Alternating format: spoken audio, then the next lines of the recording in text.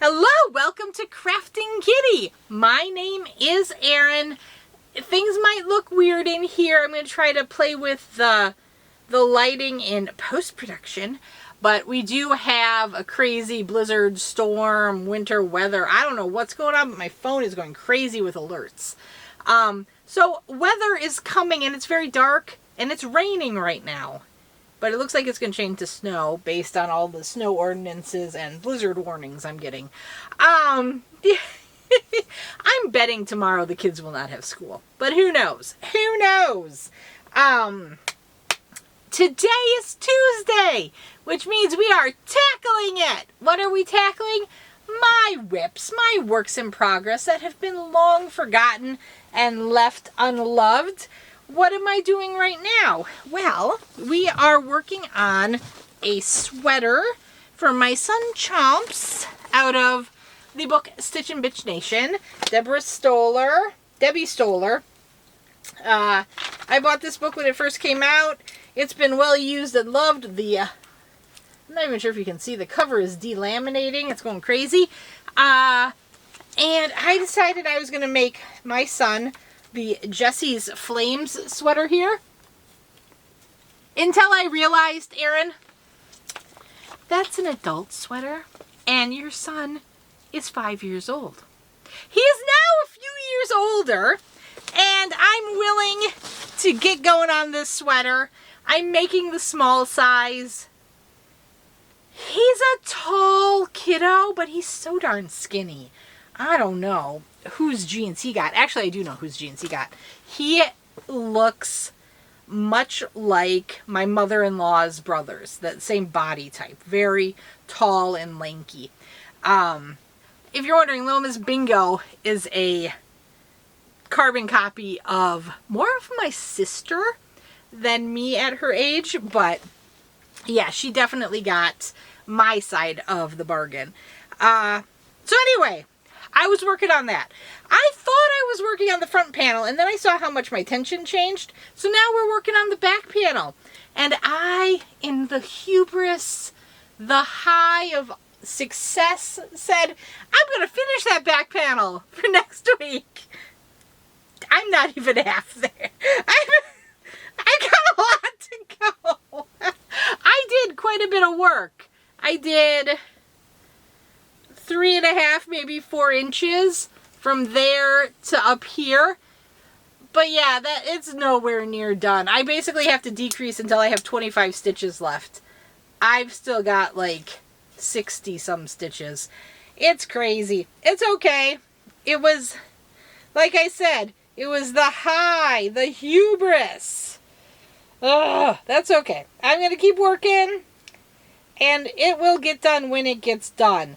I don't know. So I do envision at some point... I'm trying to move my stitch marker up and it's getting caught. That's okay. I do envision moving this off of Tackle It at some point and putting it into my regular rotation of projects. Probably once I finish that other sweater of Chomps's that I'm making. So I started crocheting a sweater for Chomps out of some Red Heart Gemstone yarn. When that finishes, I think we'll move this over and then pull another project out. These are an ancient pair of needles. You can tell how old they are because they're the aluminum needles. Can you see that? I don't think you can see that. I've used them so much they're warping. It's got now a curve to it. And frankly, this one you can see more of. I've worn the paint, or the color, off the tip. There you go. You can see that, right? Where it's more silver there than gold. Yep. So this sweater I'm using Big Twist Living. Color's black, really red. And then eventually I have the yellow for the flames up the arm. So there we go. A super quick touch base on my Tackle It project. Progress was made, not nearly as much as I had hoped, but it's still a chunk done, and I'm that much closer to finishing it, so I have to be proud of that. Yeah, hopefully I'll be further along next week. Fingers crossed, so it gets you lose 2 stitches every other row, so it does get progressively shorter. And at some point I'll hit it where it's just like whoosh on the way home. I'm not quite on the whoosh yet, but it's getting there. I'll be there before we know it. We'll see. If there is a snow day tomorrow, I will be spending more time with the kiddos and not crafting during the day. Because during the day when the kids are at home, I can steal 20 minutes here or there and work on things. When the kiddos are here, you know, you gotta be a mom.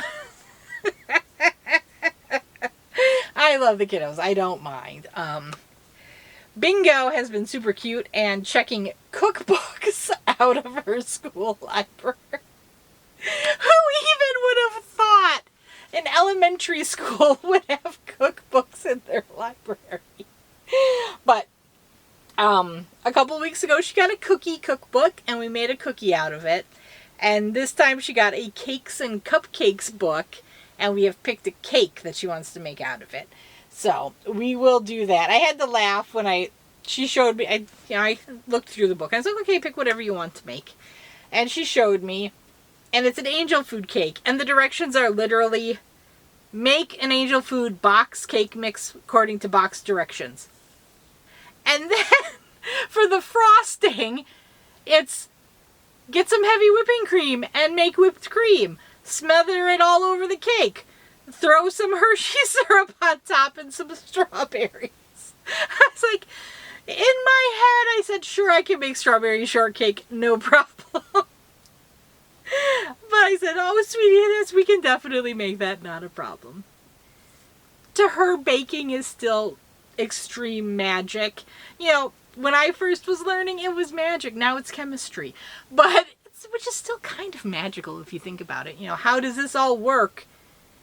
You know, whoever would have thought of putting all of these ingredients and then having it become this delicious item? That is what baffles me. Like, how on earth did the first person look at a coconut and say, if I crack this hairy, disgusting thing open, there's going to be something edible in here? Who would do that? Or whoever thought, oh, if I take this part of wheat and grind it up, I can make bread.